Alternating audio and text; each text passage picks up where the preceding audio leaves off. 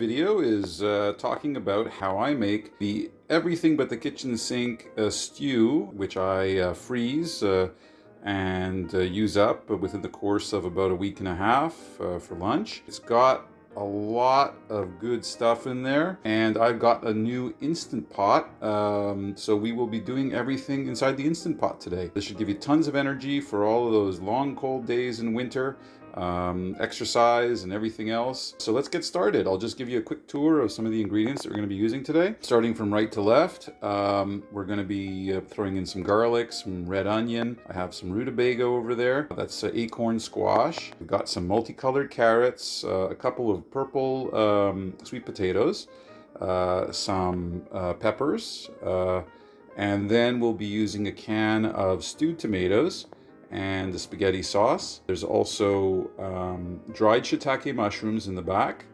and along with that we'll be throwing in some frozen little chunky stuff. So I've got some soy chunks over here and some tofu that's been sliced up and frozen, and here we've got some kale, some frozen mixed vegetables. This is the California style. So you've got broccoli, cauliflower, and carrots in there as well. We'll be putting in some spices afterwards, including some Italian seasoning at the bottom left over there. To the right is fennel, which I have started using because there's a lot of beans inside this mixture, and I found that it helps to control gastritis. That's been my experience. I also have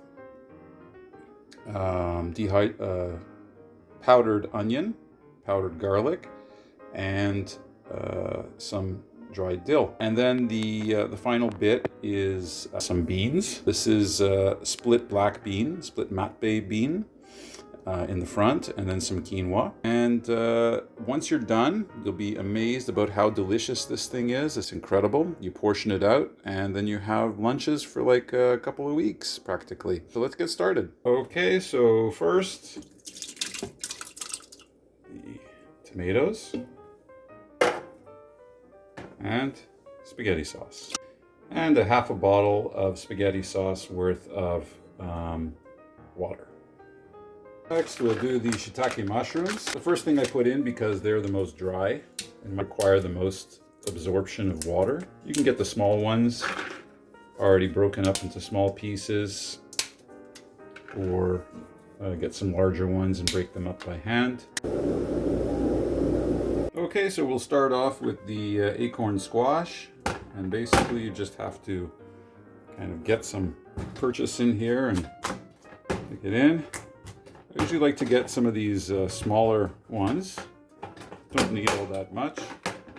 Cut it in half and then scoop out all the goodness, and then just chop it up into small pieces, kind of like a melon. What's nice about the acorn squash is that the skin can be used, so you don't have to bother peeling it, and you get that nice nutritional boost as well from nutrients inside the skin.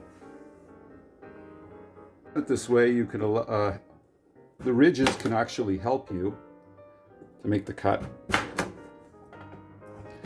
And so you basically just cut it like a melon, and then just cut across. Make sure that you, after you've cut it in half, chop off the end piece over here. Just kind of go like this, and then you put it all in. Next is the purple sweet potatoes, so just cut off the end pieces. And just watch out for any parts that look like they're not edible, but again, this one, the skin can be eaten if it's looking okay. And I'll just cut it up into relatively thin chunks, around the same size as the ones that I've used in the squash. Isn't that gorgeous? Look at that. Oh, wow. Just throw that in. Doesn't that look gorgeous? Next is the rutabaga. So this one needs to be peeled, as you can see. And you just peel it as you think you might. You slice off the ends. And I just kind of work the edge like that. Looks good. And then cut it up again the same way that we did the other stuff. I cut it in half, lay it down, and then kind of cut it lengthwise and then once across. And here's those mixed colored carrots. Each color has kind of like a different flavor to it. So I really encourage you to try that out. There is a video that I made as well, doing the blind taste test, comparing them. These are all looking pretty good. So I'm going to not bother peeling them. Just going to throw them in as they are.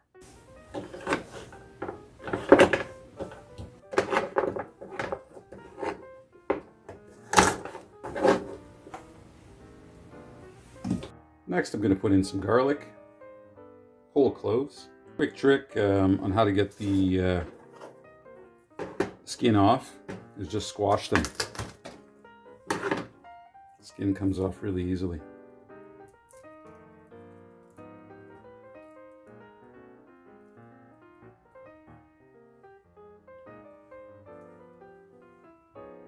Quick trick on how to get the skin off easily off of garlic is just give it a nice squish, and it just falls right out. Now we're just going to chop off the end pieces. There is any. There's always at least one part to cut off. Sometimes you don't have to cut off the other side.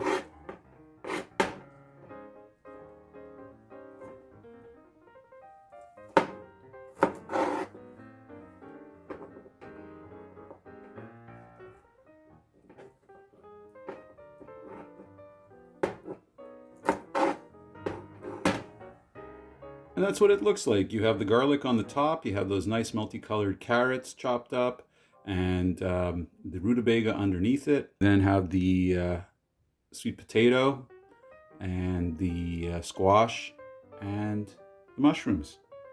All sitting on a bed of stewed tomatoes and spaghetti sauce mixed with some water. And one last thing to draw your attention to is on the side, the inside of the Instant Pot, you'll have a little kind of a marker that tells you, you know, what the maximum height is supposed to be. So we've achieved that, and I'm just going to fill up the rest of the pot with water up to that point. And then we're going to close the whole thing up, and we're going to start to cook. The water has been placed in. This whole apartment now smells amazingly like garlic. And we're just going to put the top on. For the second part, which is the onions, the peppers, the stuff that doesn't take too long to cook, the kale, and we'll just cut it all up and be ready for time to throw it in. So you put it down, turn it, close it, and hit pressure cook, and it's going to be set to high, and we'll start it at 12 minutes.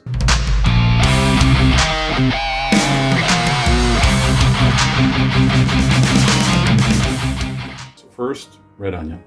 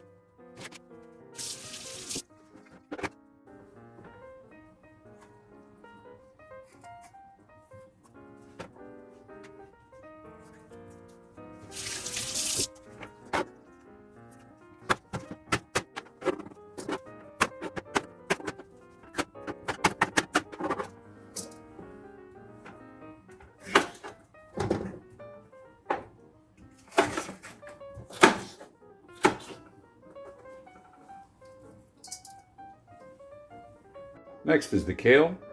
We're going to be, I just kind of grabbed the whole stalk and just kind of tore it, getting the top part.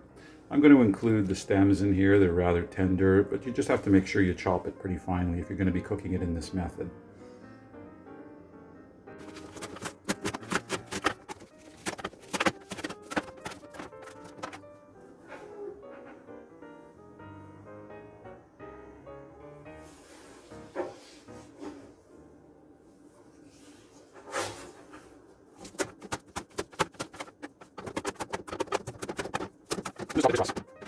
And there it is. There's all the fresh chopped up ingredients. This stuff has been chopped fairly small. And basically what we're going to do is we're going to throw it all in there after everything has been cooked. This will allow for these items to be cooked but not overcooked. The heat that will be generated in the process of the pressure cooking is so much that it will actually cook all of this stuff but not overcook it. I'm also going to take some of the frozen ingredients like the mixed cauliflower, broccoli, carrots, and I'll also take some peas and I'll throw them in the micro for a little bit just to get them cooked up, and all that will be mixed together as well. Okay, so the 15 minutes are up and I'm just gonna hit that button right over there and that's gonna release. Well, there it is. I just popped it open and it's bubbling hot. So now's the time to just check to make sure that it's been properly cooked. Take a fork and just try to poke all these hard items in here. See if the fork goes all the way through. So far so good, the sweet potato. And we'll just check the squash down at the bottom here. Yeah, it's perfect. So now we're just gonna dump in all of these ingredients over here.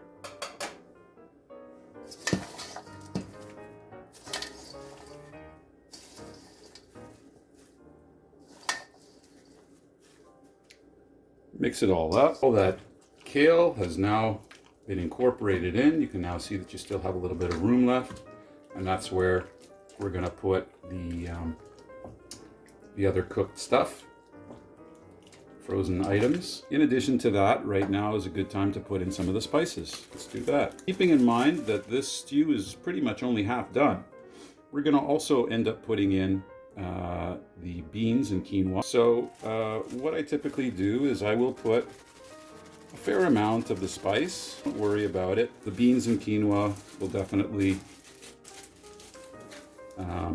mask some of that flavor, so just fine. That was fennel that I just put in, some garlic powder, some onion powder, curry powder, which goes exceptionally well in any sauce, even an Italian style sauce. I don't know why, but it just really works with any kind of tomato base. Doesn't taste like Indian food, especially once you put in your seasonings. This is the dill, and here's the Italian seasoning. It's kind of like a mix of oregano, basil, and a few other things. Just mix it all up together. We'll go ahead and incorporate the rest of the ingredients. Now you can see that the pretty much everything is well cooked. The kale is darkened down, but it's not, color is still there, and everything's been well incorporated. We're going to put in the stuff that I microed and just let the sauce kind of get in there. Forgot to mention, it's a good idea to put in some black pepper whenever you're using curry. It helps to activate the turmeric in there, makes it more bioavailable to you. And in addition to that, it's a good idea to do that mixing that I was showing you before. That helps to break up some of the soft squash and some of the sweet potato, and incorporate that into the sauce. So it makes it a nice, thick, rich sauce. So at this point, you can either take everything that's inside here and move it to a metal bowl or something like that if you want to do the cooking of the beans inside the pressure cooker, or you can just leave everything in there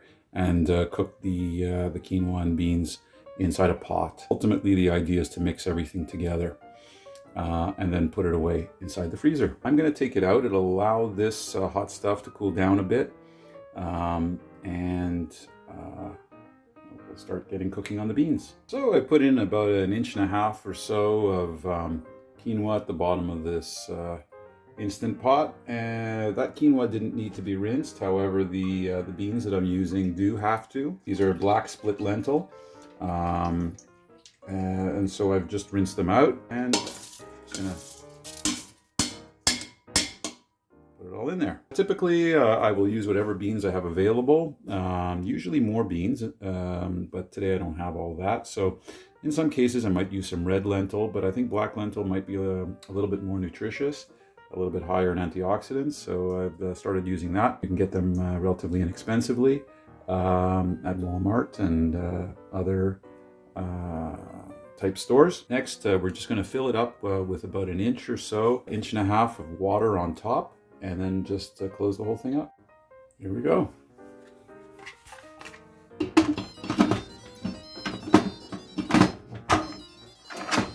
And we're putting it in for another 12 minutes.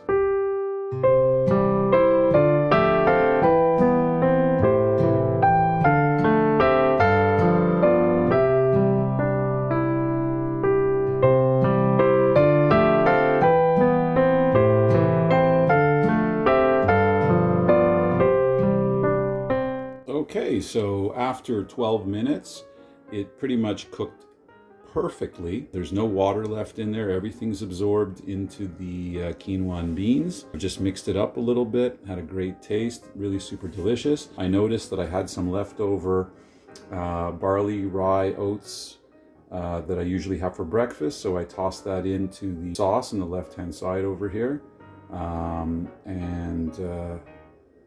Right there.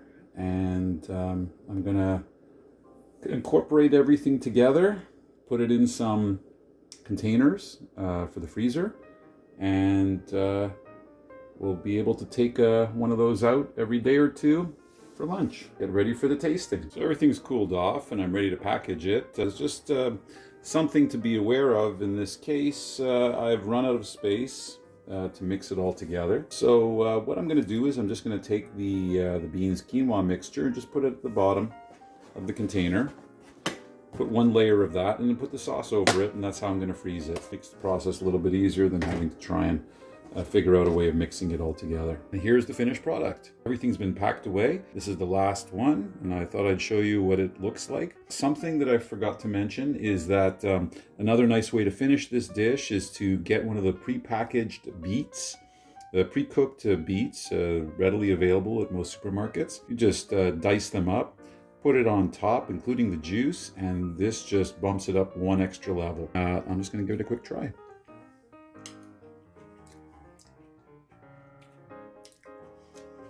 Delicious! And you know what? This is going to taste even better the next day, and all the flavors have a chance to really meld together. Thanks for watching. I Yum. hope you enjoyed this episode and learned something. Feel free to share your comments, subscribe, etc. Do all those good things, and we'll see you again real soon. And don't forget, things taste a lot better when you know they're good for you.